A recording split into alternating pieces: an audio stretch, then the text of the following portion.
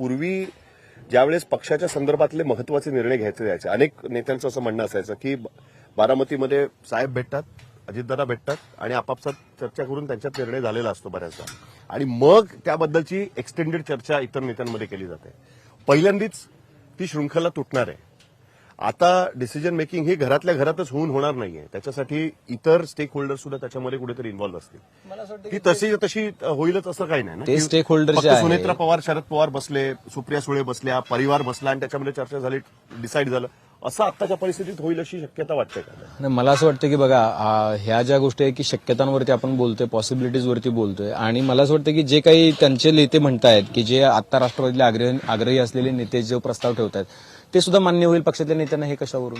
असे काही ते नाही, त्यांच्याकडे असं आहे की चॉईसेस जे आहे ते परिस्थिती निर्माण करते. तर मला असं वाटतं की जर त्यांच्या कुटुंबाने अशी परिस्थिती निर्माण केली चॉईसेसची, तर वेगळी पण तुम्हाला परिस्थिती दिसू शकते समोर. प्रश्न असा आहे की याच्यामध्ये मी अगेन अँड अगेन मी म्हणतोय, अंडरलाईन आहे की बघा, मित्र पक्षाला काय हवंय त्यांच्या, की जो सर्वात मोठा पक्ष आहे त्यांना काय अपेक्षित आहे त्याच्यावरती बऱ्याच गोष्टी ठरणार आहेत. अजित पवार नसतील याचा विचारच कोणी करत नव्हतं. अजित पवारांनी शरद पवारांच्या शॅडोच्या बाहेर येऊन राजकारण करायला सुरुवात करून बरीच वर्ष झाली. त्यामुळे त्यांना ठीक आहे की पहिल्यांदा थोडी ते भाजप सोबत गेल्यामुळे ती किरकिरी झाली लोकांमध्ये, पण अजित पवारच मान्य नाहीत असं नव्हतं राष्ट्रवादीच्या लोकांचं. त्यामुळे अजित पवार हे त्यांना मान्य होते. आता प्रश्न असा आहे की मान्य असलेलं नेतृत्व कोण, हा प्रश्न आहे.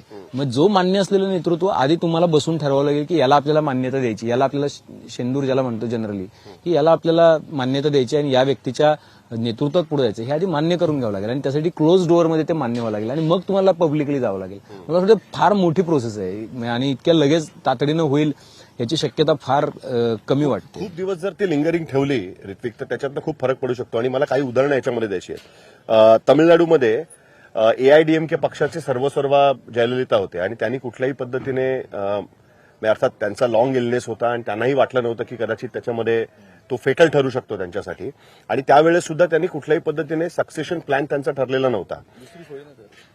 पनीर सेल्वम जेव्हा जयललितांना काही अटकेची हे असायची किंवा त्यांच्याविरुद्ध केसेस चालायच्या, तेव्हा पनीर सेल्वम मुख्यमंत्री बनायचे, पण पक्षाची धुरा त्यांच्याकडे असायची. अचानक पक्षामध्ये हाच वॉइड निर्माण झाला, पण तरी सुद्धा पलानीस्वामी पुढे आले, पनीर सेल्वमांचा एक वेगळा गट निर्माण झाला आणि शेवटी तो पक्ष आहे अजूनही. डीएमकेच्या झंझावातात सुद्धा तो पक्ष आहे. पण जयललितांचा पक्ष हा फॅमिली पक्ष नव्हता. जयललिता यांच्यानंतर कोणीच नव्हतं. शशिकला ज्या होत्या त्या त्यांच्या काही फॅमिली वारसदार अशा नव्हत्या किंवा स्टेक होल्डर पण पक्षातले असले तरी सुद्धा ते स्टेक होल्डर एआयडीएमके म्हणजे खूप वेळा बदलले. शशिकला यांच्या आधी पण आले, नंतर पण आले, मग त्या तुरुंगात गेल्या, मग परत आल्या, असं झालं. ह्याच्यामध्ये मूळ पार्टी शरद पवारांची आहे, मूळ नेते जे आहेत ते शरद पवारांसोबतचे आहेत आणि मग अजित पवारांनी स्वतःचं नेतृत्व जे आहे तिथं प्रस्थापित केलं आणि मग त्यांच्यासोबत लोक गेली, कारण की अनेक गोष्टी होत्या, अनेक अडीअडचणी होत्या, काहींचे प्रॉब्लेम्स होते, काहींच्या चौकशा होत्या आणि काहींना सत्तेमध्ये सहभाग हवा होता. त्यामुळे मला असं वाटतं एआयडीएमके आणि एनसीपीच्या केसमध्ये बऱ्यापैकी अंतर आहे. ते बरोबर आहे, पण तरी सुद्धा पक्षातले जे जयललिता पक्षाच्या प्रमुख स्थानी असताना पक्षाचं जे बलस्थान होतं त्यावेळेस, त्याला आपण म्हणतो की पॉवर सेंटर, ते शशिकला होत्या. पण अचानक जयललिता गेल्यानंतर ते पॉवर सेंटर नष्ट झालं आणि नवीनच नेतृत्व त्याच्यामध्ये पुढे आलं. हा पॉवर सेंटरचा पण फरक कुठेतरी राष्ट्रवादी काँग्रेसमध्ये पडूच शकतो ना त्याच्यामध्ये. आणि मुळात आज आपण सगळेजण बारामतीमध्ये होतो, तुम्ही सगळे अनेकांशी बोलत होतात, त्याच्यामधनंही तुम्हाला काही धागे, लोकांच्या मनात काही ही गोष्ट सुद्धा कुठेतरी त्यांच्या कानावर जात असेलच ना. लोकांना शेवटी गृहीत धरून चालत नाही या सगळ्या ह्याच्यामध्ये. तुम्ही एआयडीएमकेचं उदाहरण दिलं, तर असंच उदाहरण जरा उत्तरेकडे आपण जर पाहिलं तर मला असं वाटतं की ज्या पद्धतीनं लालू यादव यांच्यानंतर राबडी देवी ह्या पक्षाच्या केंद्रस्थानी येतील असं त्यावेळेस कधी कोणाला वाटलेलं नव्हतं. तशाच पद्धतीनं राजीव गांधी यांचा अपघात झाल्यानंतर इतक्या मोठ्या राष्ट्रीय पक्षाची धुरा ही सोनिया गांधी यांच्या खांद्यावर येईल आणि ती सुद्धा इतक्या म्हणजे दीर्घकाळ ती राहील आणि तो पक्ष पुढे जाईल असंही कोणाला वाटलेलं नव्हतं. मला असं वाटतं भारतामध्ये ज्या पद्धतीनं राजकीय पक्ष बनलेले आहेत, त्याची जडणघडण जशी आहे, आजही संघटनात्मक बांधणी असेल किंवा त्या व्यक्तीचा तो राजकीय वकूब आहे की नाही, यापेक्षा ह्या संघटनेला एकत्रित ठेवण्यासाठी त्या स्थितीला कोण व्यक्ती गरजेचा आहे, कोण असा व्यक्ती आहे ज्याच्या सांगण्यावरून कुठेतरी पक्षामध्ये फूट पडणार नाही, पक्षाची फाटाफूट होणार नाही, ताटातूट होणार नाही. नावावर कोणाचंच हे नसेल की बाबा यांचा प्रॉब्लेम आहे, मला यांच्या तसं म्हणजे नसेल. मला असं वाटतं की पक्षामध्ये त्या व्यक्तीचं नाव घेतल्यानंतर इतर कोणीही इन्सिक्युअर होणार नाही किंवा त्याच्या अस्तित्वाला धक्का लागणार फार नाही. इंटरेस्टिंग गोष्ट आहे, तू सोनिया गांधींचं उदाहरण दिलंस म्हणून. त्याच्या आधी काँग्रेस पक्षाने वेगवेगळे ऑप्शन्स ट्राय केलेले होते. पी.व्ही. नरसिंहराव अध्यक्ष झाले, सीताराम केसरी अध्यक्ष झाले, पण त्यावेळेस ज्या पद्धतीने पक्षामध्ये मोठ्या प्रमाणात फाटाफूट आणि इंटरनल स्ट्रगल क्रिएट झाला, अर्जुन सिंग, कमलापती त्रिपाठी, नंतर उत्तराखंडचे जे मुख्यमंत्री झाले होते नंतर नारायण दत्त तिवारी, एनडी तिवारी, आणि हा शरद पवार सुद्धा त्याच्यामध्ये होते. तर या सगळ्या ह्याच्यामधनं शेवटी सोनिया गांधींकडे ते गेले आणि मग सोनिया गांधींकडे ती, म्हणजे ठीक आहे आम्ही आपापसात भांडतोय, आम्ही एकमेकांचं नेतृत्व स्वीकारू शकत नाही, त्यापेक्षा तुम्ही असलेला बरा.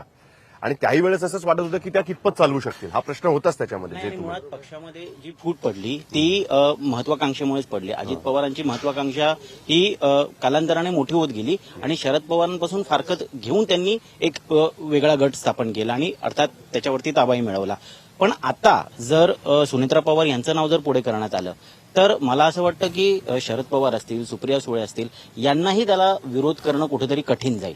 म्हणजे परिवारामध्ये सुद्धा एक मला वाटतं बॅलन्स साधण्याचा प्रयत्न तो असेल. आणि त्याचबरोबर पक्षात आता प्रफुल्ल पटेल असतील, सुनील तटकरे असतील, छगन भुजबळ असतील, हसन मुश्रीफ असतील, हे इतके दिग्गज मुरलेले नेते आहेत. हे सगळे इतके मोठे नेते आहेत, इतके म्हणजे जसं आपण तुम्ही म्हणालात की सरत्रप आहेत, सगळे सुभेदार आहेत त्यांच्या भागातले. तर या सगळ्यांची एकमोड बांधून ठेवणं हे खूप कठीण आहे आणि सध्याच्या काळात हे गरजेचं आहे.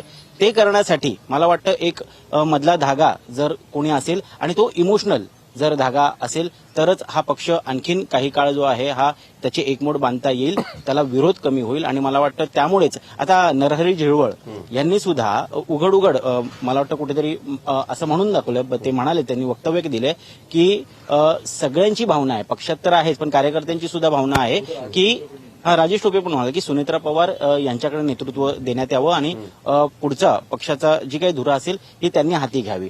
अर्थात आता याच्यामध्ये क्रेडिबिलिटी किंवा मग त्याचा म्हणजे त्याच्यामध्ये खरंच क्षमता आहे का, ह्या गोष्टी मला वाटतं दुय्यम ठरतात. पक्षामध्ये अजित पवारांनंतर कोण, तर अर्थात फॅमिली आणि फॅमिलीचाच पक्ष, आपल्याला हे नाकारून चालणार नाही. परिवाराचा बडगा जो आहे महाराष्ट्राच्या राजकारणात असेल, देशाच्या राजकारणात असेल, हा कायमच वरचढ ठरलेला आहे. आणि त्यामुळे मला असं वाटतं की आता सुनेत्रा पवारांचं जर नाव पुढे गेलं सद्यस्थितीला, अर्थात आता याच्यामध्ये पुन्हा जसं अभिजित सर म्हणाले की संघटनात्मक बांधणीमध्ये आणि त्यांच्या त्या कॉन्स्टिट्यूशनमध्ये नेमक्या काय तरतुदी आहेत ह्या पण बघाव्या लागतील. प्रफुल्ल पटेल जर अध्यक्ष होणार असतील तर त्यांना बघण्याची गरज भासणार नाही मला वाटतं. जर तो पाठिंबा असेल तर मला वाटत नाही की त्या सगळ्या गोष्टींची काही गरज भासेल त्या पद्धतीने, म्हणून तर ते तिकडनं अप्रूव्ह करून घ्यायला लागेल. मला हाच धागा पुढे न्यायचा आहे, पण त्याच्या आधी अजित पवार गेल्यानंतर आता चेंजेस काय झाले ते दिसतंय ना. आता सगळ्यात पहिला एक आर्थिक समीकरण बघावं लागेल येणाऱ्या काळातलं. इकॉनॉमिक्स ह्या सगळ्यातून काहीतरी थोडंसं चेंज होईल. माहिती काय, त्यांच्याकडे फक्त अर्थ खातं आहे असं म्हणून नाही, पण एक नेता जातो त्यावेळी तो काय एकटा नेता कोणी जात नाही, त्याच्यावरती बऱ्याच जणांचे स्टेक्स असतात, बऱ्याच जणांच्या याच्यामध्ये इन्व्हेस्टमेंट असतात त्या सगळ्यामध्ये. म्हणजे अगदी छोटी की ज्या बारामतीत आपण उभे इथे आलेल्या इंडस्ट्रीपासून ते दादा तिकडे मंत्रालयात सांभाळतात त्या अर्थ खात्याच्या मध्ये असलेल्या लोकांच्या इंटरेस्ट पासून, अशा बऱ्याचशा गोष्टींमधलं सगळं इथपासून एक्झॅक्टली बऱ्याचशा गोष्टी या सगळ्यामधून आता आपण म्हणू की डिस्टर्ब झाल्या. दुसरं ना, सोशल फॅब्रिक फार महत्वाचं आहे सगळ्यातलं. म्हणजे आपण किती म्हणालो की शाहू फुले आंबेडकर वगैरे, तरी सुद्धा कास्ट लॉबीज सांभाळल्याशिवाय राजकारण होत नाही आणि ते प्रत्येक नेत्याला समजून घ्यावं लागतं. मला असं वाटतं अजित पवार गेल्यानंतर आता सगळ्यात मोठी पोकळी काय निर्माण झाली तर मराठ्यांचा कारभारी गेलाय, ही भावना आहे. मी लोकांशी जेव्हा बोललो ना, कारण बघा आज मराठा कम्युनिटीमध्ये इतका मोठा नेता आता कोणी आहे का, तो लगेच आपल्याला दिसत नाहीये. त्यामुळे मराठा समाजाला हे खरं ते क्लेम करू शकतात, पण ते आहेत का खरं त्याच्यावरती परत डिबेट होऊ शकतं. म्हणजे एकनाथ शिंदे असे बरेच क्लेम करतात वेगवेगळ्या गोष्टींवरती, करू शकतात हा तर ते येणाऱ्या काळात क्लिअर होईल. आणि तिसरं महत्वाचं मला या सगळ्यामध्ये असं वाटतं की सुनेत्रा पवारांचा मुद्दा यांनी जो घेतला तो की एक असा नेता असा की पवार कुटुंबापेक्षा दादांच्या घरातला जर नेता असेल तर त्याचे दोन फायदे आता थेट या पक्षाला होऊ शकतात. पहिलं म्हणजे की एक इझी सिंपती तुम्हाला लगेच अट्रॅक्ट करू शकते, आणि ती काही बारामती मतदारसंघापुरती आणि इथल्या पोटनिवडणुकीपुरती म्हणत नाही, ती मी महाराष्ट्रातली म्हणतो. कारण आज या मैदानावरती आलेला प्रत्येक व्यक्ती हा बारामती पुण्यातला नाही, हा महाराष्ट्रातून आलेला होता आणि तो दादांना बघायला आला होता शेवटचा.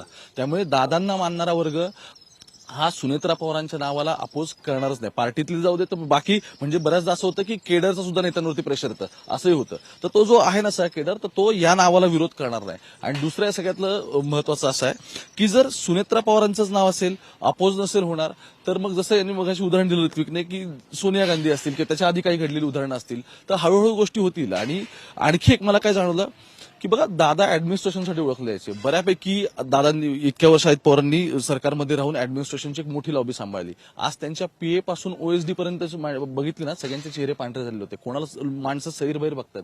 सिनियर आयएस अधिकारी जे वर्षानुवर्ष दादांसोबत ज्यांनी काम केलं, आज ते सैरभैर आहेत अक्षरशः. काय ऍडमिनिस्ट्रेशन नीट असणं, पॉलिटिकली गोष्टी नीट ऑर्गनाईज असणं, या सगळ्याने सरकार चालतं आणि त्यातून ते सर्वसामान्यांपर्यंत पर्क्युलेट होत असतं. अजित पवार गेल्यानंतरची पोकळी ही वेगवेगळ्या अँगलने बघता येते, पण ती आत्ताची या सगळ्या घडींना फार महत्वाची आहे. इंटरेस्टिंग पॉईंट आहे खरं तर, की त्या गोष्टींचं काय होणार. त्याबद्दलचाच प्रश्न तुम्हाला टॉस करायचा होता या अर्थाने, किंवा कोणी उत्तर देऊ शकतं की जेवढा आपण आता हे प्रशासकीय पातळीवर बोलत होतो त्याच पद्धतीने महायुती म्हणून सुद्धा हे 3 पक्ष एकत्र आहे, ज्याच्याबद्दल कशाचीच काही शाश्वती नाहीये की हे पुढच्या किती निवडणुका एकत्र लढतील आणि त्याच्यासाठीच्या ज्या वाटाघाटी कराव्या लागतात किंवा त्याच्यामध्ये जे ट्युनिंग अजित पवार आणि देवेंद्र फडणवीस यांचं होतं, म्हणजे अगदी एकनाथ शिंदेंना अनेक गोष्टी पटत नव्हत्या तरी सुद्धा अजित पवार यांच्याकडे अर्थसारखं चांगलं खातं देण्यात आलं. आता तेच खातं नेमकं रिक्त असणार आहे. मग उद्या जाऊन सुनेत्रा पवार यांना नेमका पोर्टफोलिओ द्यायचा तर नेमका तो कुठला द्यायचा, ते जर डेप्युटी सीएम एक्साईज आहे त्यांच्याकडे, जिथून हो, सगळ्या राज्य सरकारला उत्पादन पैसे येतो. शुल्कासारखं त्यांच्याकडे सगळ्यांना आहे, पैसे येतात. पुण्यासारखं बीडसारखं पालकमंत्रीपद त्यांच्याकडे होतं. ही सगळी जी खाती आहेत ही सुद्धा पेलायला किंवा त्याची आव्हानं पेलायला सुनेत्रा पवार आता तेवढ्या तयार आहेत का. आणि ऍट द सेम टाइम पुढच्या काळामध्ये असे अनेक शहकाटशहाची राजकारणं ही होतच राहतील, कारण की 2-3 वर्षांनंतर आपल्याकडे परत एकदा लोकसभा आणि विधानसभा निवडणुकांसाठी कशा पद्धतीने समीकरणं असतील याचे एक आडाखे बांधले जाणार आहेत. ह्या सगळ्यासाठी सुद्धा सुनेत्रा पवार एक सरकारमध्ये उपमुख्यमंत्री म्हणून ज्या पद्धतीने एकनाथ शिंदेकडे काही गोष्टी जात होत्या तर त्याच तुलनेनं किंवा त्याच तोडीसोड अजित पवारांनी सुद्धा आपल्या पारड्यात काही गोष्टी पाडून घेतल्या. ह्या सगळ्यासाठी सुद्धा सुनेत्रा पवार ह्या किती सक्षम राहतील एक उपमुख्यमंत्री म्हणून सरकारमध्ये त्यांचा विचार करायचा झाला तर.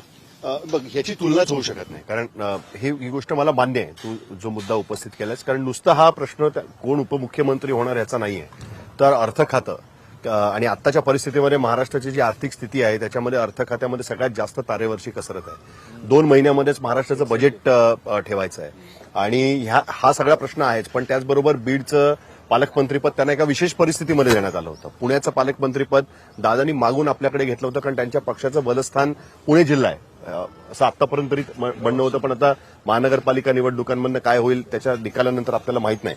पण हे जरी खरं असेल तरी मला असं वाटतं आत्ताच्या परिस्थितीमध्ये कन्सिडरेशन फक्त एकाच गोष्टीचं आहे पक्षाकडनं, की त्यांची लेगसी आपल्याला क्लेम करायची आणि तेवढ्याच दृष्टीतनं सध्या त्याच्याकडे बघितलं जातं.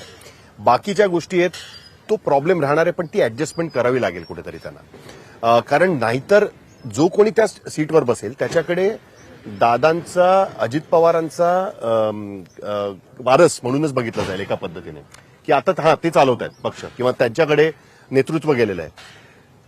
मग ते कोण घेणार. पूर्वी हा प्रॉब्लेम नव्हता, कारण पूर्वी कसं होतं, राष्ट्रवादी काँग्रेसमध्ये उपमुख्यमंत्री छगन भुजबळ राहिलेले आहेत, विजयसिंग मोहिते पाटील राहिलेले आहेत, आर पाटील राहिलेले आहेत, ठीक आहे, पुन्हा छगन भुजबळ झालेले आहेत. तरी सुद्धा ते उपमुख्यमंत्री जरी असतील तरी ते पक्षाचे फक्त ऑन पेपर नेते होते. मुख्य नेतृत्व किंवा डिसिजन मेकिंग पॉवर जी होती ती त्यांच्याकडे नव्हती. अजितदादांकडे पक्ष गेल्यानंतर त्या उपमुख्यमंत्री पदाला एक वेगळं हे प्राप्त झालं, की डिसिजन मेकिंग पॉवर ज्याच्याकडे आहे तोच उपमुख्यमंत्री. ही गोष्ट त्याच्यामध्ये महत्वाची सेम शिवसेनेबद्दलचं झालं. सो त्याच्यामुळे आत्ताच्या परिस्थितीमध्ये जर एखाद्या नेत्याला उपमुख्यमंत्रीपद किंवा खाती जर ती दिली तर त्याच्यातनं वेगळे अर्थ जाऊ शकतात. मला असं वाटतं की आत्ताच्या परिस्थितीमध्ये ते टाळण्याचा प्रयत्न असेल त्यांचा आणि त्याच्यातनंच Sunetra Pawar is a better option अशा पद्धतीने बघितलं असेल. खातं कदाचित दुसऱ्या कोणाकडे तरी ट्रान्सफर केलं जाऊ शकतं. अनेक खाती मुख्यमंत्री कार्यालयातनं चालवली जातात हे पण आपल्याला आजकाल माहिती आहे आणि कशा पद्धतीने महत्वाच्या निर्णयांच्या बाबतीत मेजर प्रोजेक्ट्स मेजर इम्प्लिमेंटेशन ही सीएमओच्या माध्यमातून पण तुम्हाला मॉनिटर करता येऊ शकतात. ही पण गोष्ट आपल्याला माहिती आहे. अनेक खात्यांच्या बाबतीत त्या पद्धतीने गोष्टी होत असतात. सो त्या गोष्टी त्या मॅनेज केल्या जाऊ शकतात. पण माझ्या दृष्टीने अजून एक महत्वाचा प्रश्न आहे आणि त्यात एक छोटंसं add on असं वाटतं की ज्यावेळेला आपण एखाद्या व्यक्तीला अजिबातच राजकीय पार्श्वभूमी नसल्याचं मानतोय, सुनेत्रा पवारांना काहीतरी तरी राजकीय पार्श्वभूमी आहे, पण आपण प्रशासकीय पातळीवर बोलत असताना उद्धव ठाकरे हे कुठलाही अनुभव नसताना मुख्यमंत्री झालेले होते आणि तेव्हा मोठी साथ ही खरं तर अजित पवारांची त्यांना मिळालेली होती. हे सगळे प्रशासकीय पातळीवरचे तर आज आता तीच साथ सुनेत्रा पवारांना सरकारमधनं कोण देते बघा. एक्झॅक्टली हीच गोष्ट लक्षात घेतली पाहिजे.